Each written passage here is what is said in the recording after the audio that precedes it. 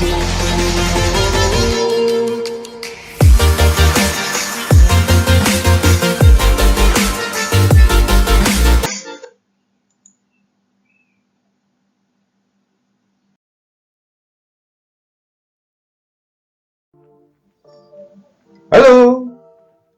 berjumpa lagi dalam pembelajaran sejarah dan salam sehat, salam sejarah, dan tentunya puji syukur kepada Tuhan Yang Maha Esa atas berkat dan kasih yang melimpah untuk kita semua, sehingga pada hari ini kita bisa berjumpa lagi dalam keadaan yang sehat. Pada pembelajaran kali ini kita akan membicarakan mengenai Republik Maluku Selatan, sebuah gerakan separatis yang terjadi yang merupakan rangkaian peristiwa dari peristiwa Andi Aziz, dan ada hubungannya juga dengan Abra Westerling di Jawa Barat. Pada pembelajaran kali ini kita akan belajar mengenai biografi singkat dari Dr. Smokil, kemudian mengenai latar belakang pemberontakan, lalu jalannya pemberontakan, dan terakhir kita akan membicarakan mengenai upaya pemerintah Republik Indonesia pada saat itu untuk mengatasi gerakan separatis RMS ini.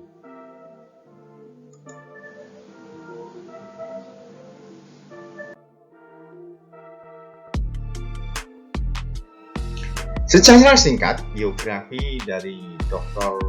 Smokil. Dr. Smokil lahir di Surabaya pada tanggal 13 Oktober 1905. Ayahnya seorang pegawai kantor pos yang bekerja di Semarang. Dan nanti selepas dari SMA, pada waktu itu HBS, Smokil sekolah HBS di Surabaya, Hooker Burger School. Dia mempunyai keberuntungan untuk bisa sekolah di HBS di Surabaya, dan kemudian setelah lulus akan pergi ke Belanda, dan di Belanda nanti dia akan sekolah kuliah di Universitas Leiden, Belanda. Dia mengambil kedokteran tapi mengundurkan diri di tengah jalan, lalu kemudian belajar hukum sampai ia mendapat gelar doktor, dan pada tahun 1934 ia lulus dari Universitas Leiden. Dan di Universitas Leiden ini tercatat Dr. Smokil merupakan orang Indonesia yang pertama yang lulus dari Universitas Leiden. Kemudian pada tahun 1935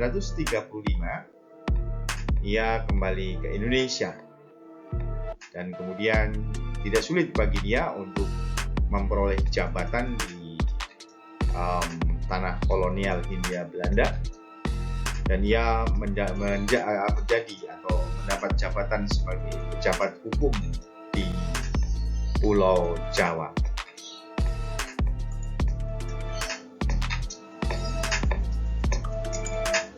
Kemudian pada tahun 1942, ketika terjadi ekspansi Jepang, karena Dr. Smokil menyatakan diri sangat setia dengan Ratu Belanda, maka kemudian ia diasingkan dengan beberapa orang Belanda lainnya, diasingkan ke Thailand dan Burma oleh Jepang. Di sana ia dijadikan sebagai pekerja paksa. Dan pada tanggal 25 April 1950 ketika Republik Maluku Selatan diproklamasikan, Smokil nanti akan menjabat sebagai Menteri Luar Negeri Republik Maluku Selatan. Sedangkan presidennya adalah Manuhutu, Yohanes Manuhutu. Dan ia baru menjadi presiden pada tanggal 3 Mei 1950 setelah tentunya Manuhutu berhenti, menggantikan Manuhutu menjadi presiden pada tanggal 3 Mei 1950. Sekilas mengenai biografi singkat dari Dr. Smokil.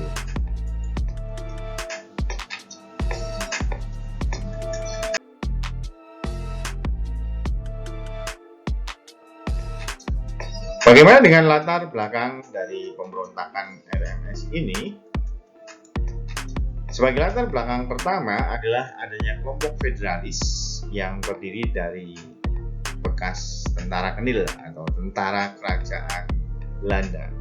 Di dalamnya di sini nanti ada Westerling, kemudian ada Andi Aziz, dan tentunya kemudian Smokil sendiri. Smokil sendiri pernah mendapat pendidikan militer ketika ia kuliah di Leiden, Belanda. Ia pernah memasuki wajib militer. Dan dalam kelompok federalis ini selalu memberikan provokasi kepada masyarakat Indonesia untuk tetap mempertahankan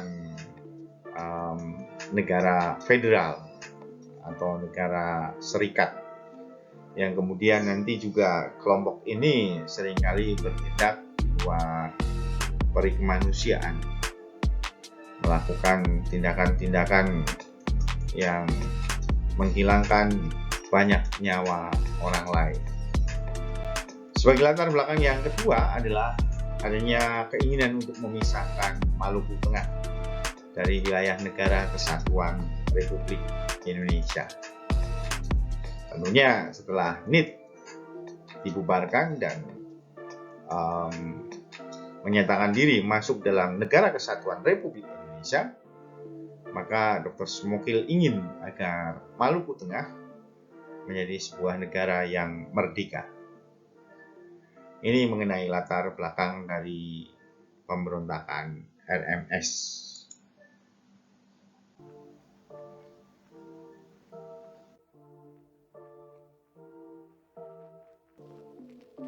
Bagaimana dengan jalannya pemberontakan?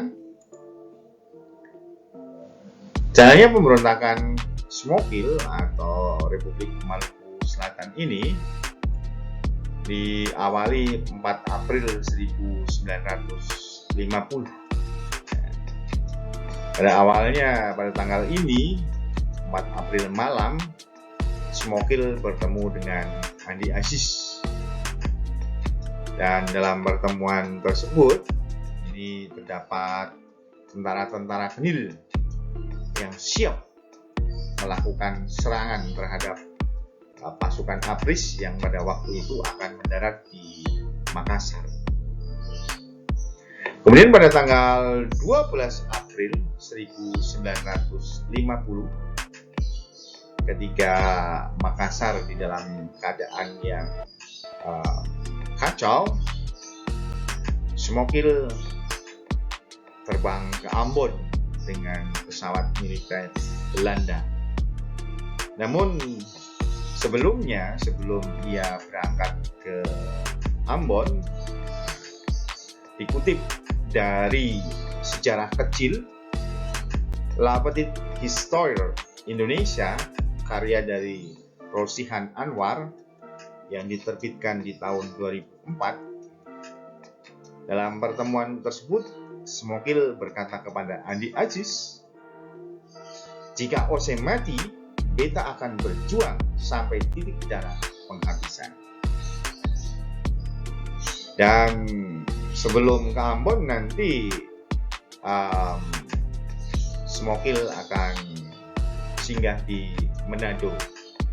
Tetapi nanti di Manado ini Smokil akan diajukan oleh tokoh-tokoh dari Manado.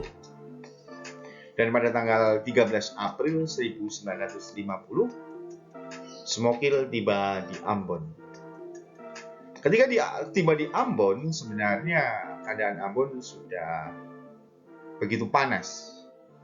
Karena sebenarnya keadaan Ambon 3 bulan sebelum proklamasi RMS ini sudah memanas akibat adanya provokasi-provokasi yang dilakukan oleh tentara-tentara bekas Kenil yang pro Belanda. Mereka berlawanan dengan masyarakat yang menghendaki masuk dalam Republik Indonesia. Dan juga tentara Kenil itu sendiri tidak semuanya pro Belanda, tetapi juga ada tentara Kenil yang mau menjadi bagian Angkatan Perang Republik Indonesia Serikat.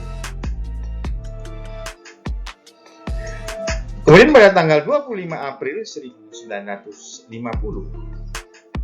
RMS diproklamasikan dengan presidennya Johannes Manuhutu. Dan kedudukannya pada waktu itu Dr. Smokil menjadi Menteri Luar Negeri. Dan baru pada tanggal 3 Mei 1950 nanti Smokil akan menjadi Presiden RMS atau Presiden Republik Maluku Selatan.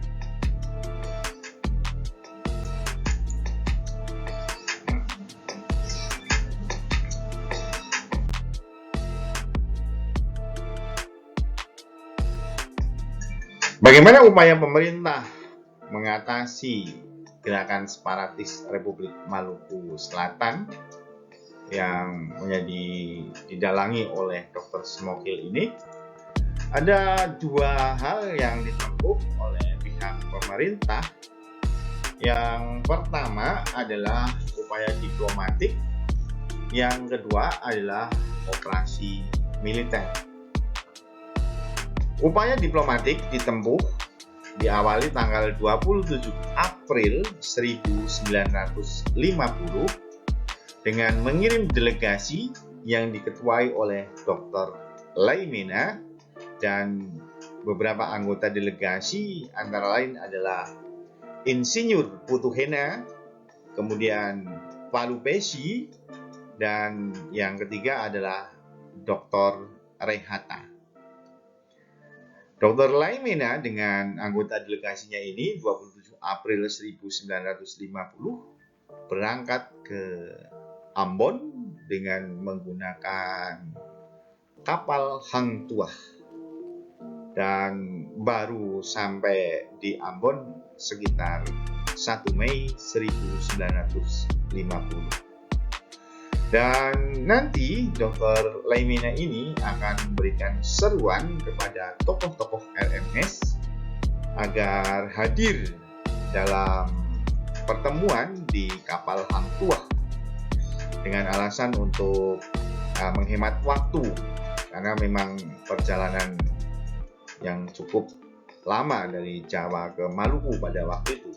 Dan untuk menghemat waktu, maka pertemuan rencananya akan dilakukan di kapal Hang Tuah pada tanggal 1 Mei 1950. Namun, seruan dari Dr. Laimena ini ternyata tidak mendapat tanggapan dari mereka yang melakukan proklamasi negara Republik Maluku Selatan. Atau dengan kata lain, upaya diplomasi dari pemerintah ini mengalami kegagalan. Kemudian yang kedua yang dilakukan oleh pemerintah adalah dengan melakukan operasi militer. Operasi militernya diberi nama Komando Pasukan Maluku Selatan atau disingkat dengan Kompas Mosel, yang nanti akan dipimpin oleh Kolonel A.E. Kawilarang. Dalam operasi militer ini nanti akan terbagi dalam beberapa operasi.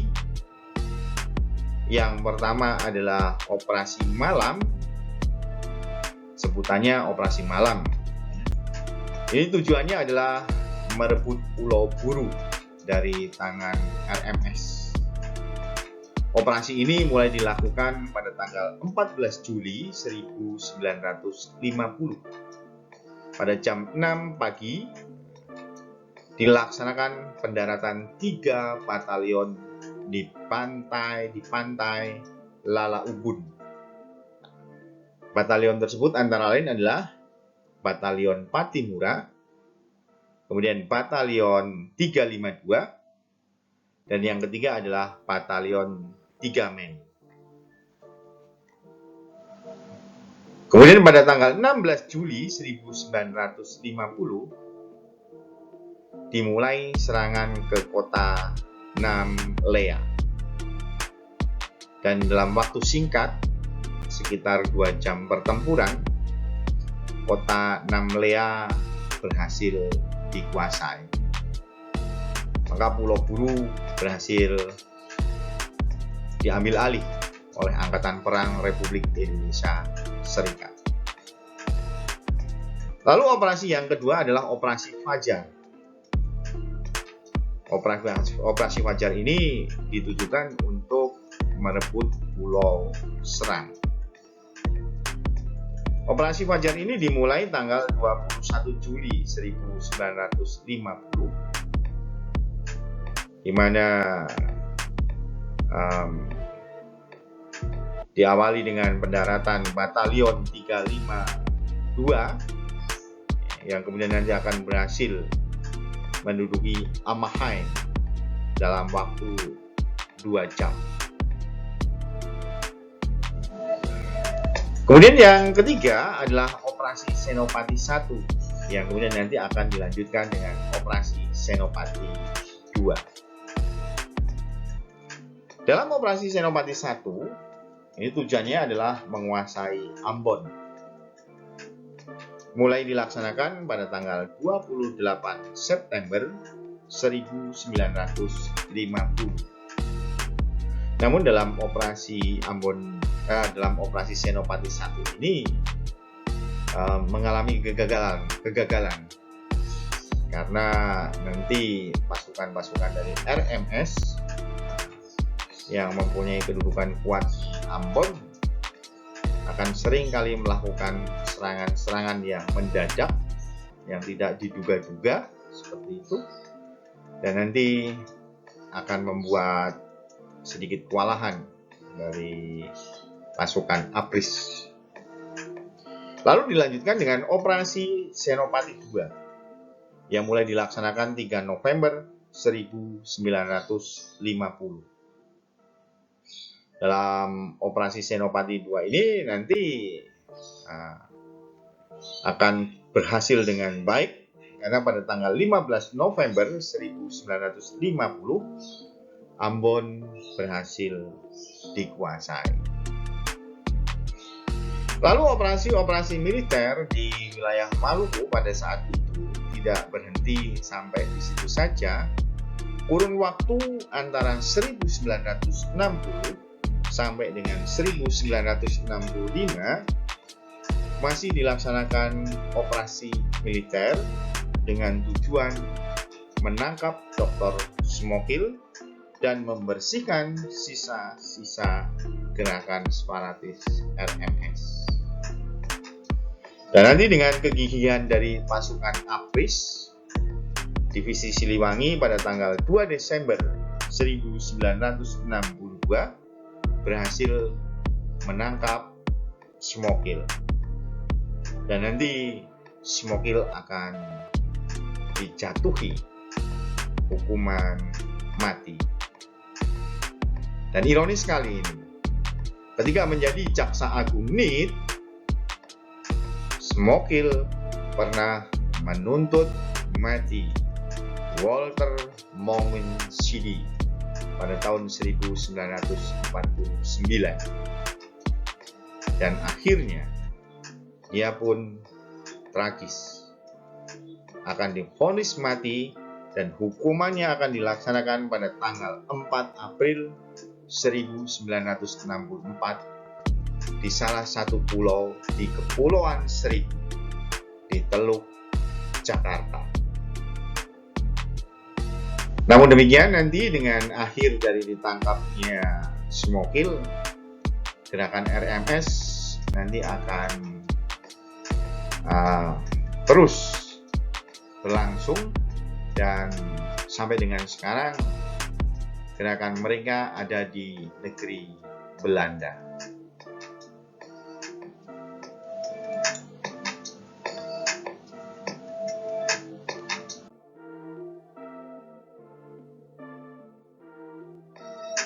Terima kasih, semoga bermanfaat pembelajaran pada kali ini, dan salam sejarah.